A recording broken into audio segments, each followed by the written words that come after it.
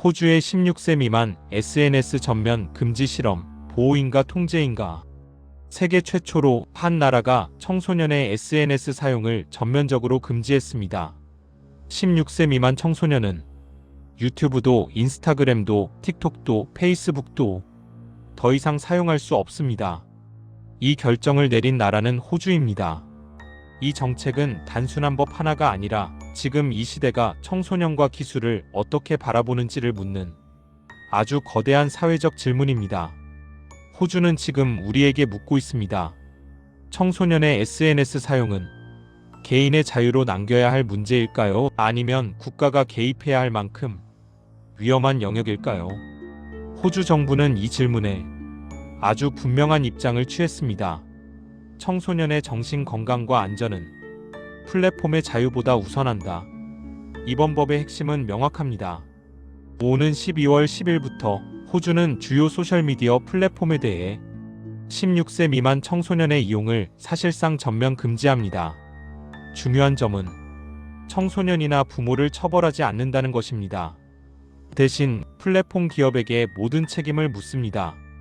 청소년이 계정을 만들지 못하도록 필요한 조치를 하지 않은 기업에는 최대 4,950만 호주 달러, 우리 돈으로 약 485억 원의 벌금이 부과됩니다.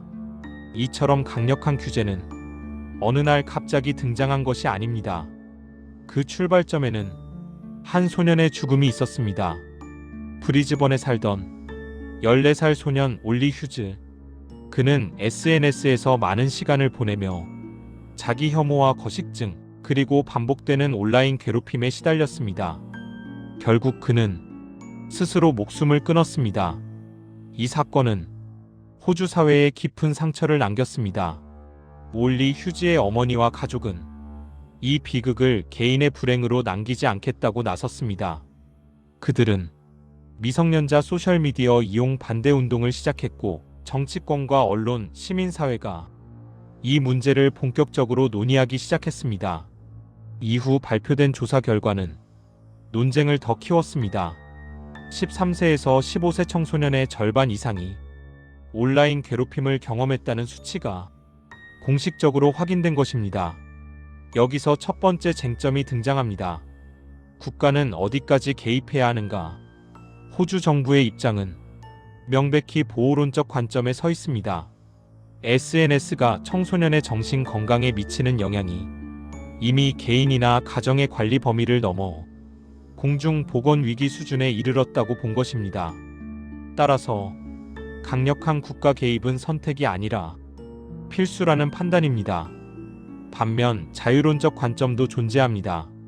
청소년 역시 정보에 접근하고 소통할 자유가 있으며 SNS 사용 여부는 개인과 부모의 판단에 맡겨야 한다는 주장입니다. 국가가 전면적으로 차단하는 방식은 과도한 통제이며 오히려 더 큰 반발과 부작용을 낳을 수 있다는 지적입니다. 두 번째 쟁점은 규제의 실효성과 부작용입니다. 이번 법은 책임을 전적으로 플랫폼 기업에게 지우는 구조입니다. 기대되는 효과는 분명합니다. 거액의 벌금은 기업들로 하여금 연령 확인 시스템을 강화하고 청소년 보호 기능을 적극 도입하도록 강력한 압박이 될 수 있습니다. 그러나 우려도 적지 않습니다. 연령 인증은 기술적으로 완벽하지 않습니다. 우회 방법은 항상 존재하고 청소년들이 SNS에서 밀려날 경우 더 음지적이고 통제되지 않는 위험한 온라인 공간으로 이동할 가능성도 있습니다. 이른바 풍선 효과입니다. 세 번째 쟁점은 보다 근본적인 질문입니다. SNS는 청소년에게 기회의 창일까요? 아니면 위험한 세계일까요? 긍정적인 시각에서는 SNS가 정보 탐색과 또래 소통, 취미 공유와 창의성 발현의 장이라고 말합니다. 많은 청소년들이 SNS를 통해 세상을 배우고 자신의 정체성을 탐색합니다. 하지만 부정적인 시각도 분명합니다.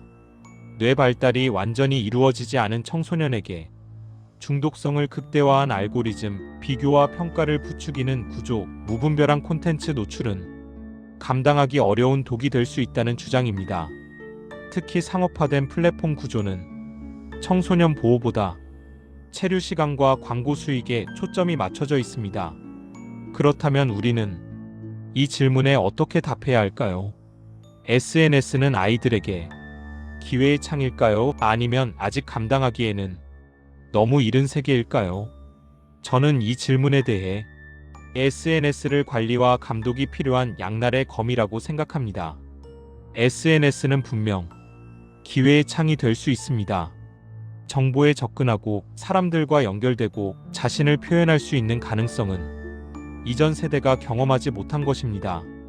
그러나 현재의 플랫폼 환경은 미성년자에게 지나치게 가혹합니다. 선의의 기대기에는 구조 자체가 너무 공격적입니다. 이 지점에서 호주의 실험은 중요한 의미를 갖습니다. 이 법이 완벽해서가 아니라 누군가는 처음으로 강력한 선을 그었다는 점에서 그렇습니다. 더 이상 방치하지 않겠다. 이 메시지는 전 세계 정부와 플랫폼 기업에게 분명하게 전달되고 있습니다. 이미 말레이시아와 덴마크를 비롯한 여러 나라들이 비슷한 규제를 검토하거나 추진 중입니다. 호주의 실험 결과는 앞으로 전 세계 정책 결정에 중요한 참고 자료가 될 것입니다. 성공이든 실패든 이 실험은 아무 일도 하지 않는 것보다는 훨씬 많은 것을 남길 것입니다. 이 문제는 결국 기술의 발전 속도에 맞춰 사회적 안전망과 윤리적 기준이 얼마나 빠르게 따라갈 수 있느냐의 문제입니다. 청소년 보호는 미래 세대에 대한 투자이기도 합니다. 호주의 선택이 완벽한 정답은 아닐지 모릅니다. 그러나 분명한 것은 이제 우리는 더 이상 이 문제를 외면할 수 없게 되었다는 점입니다.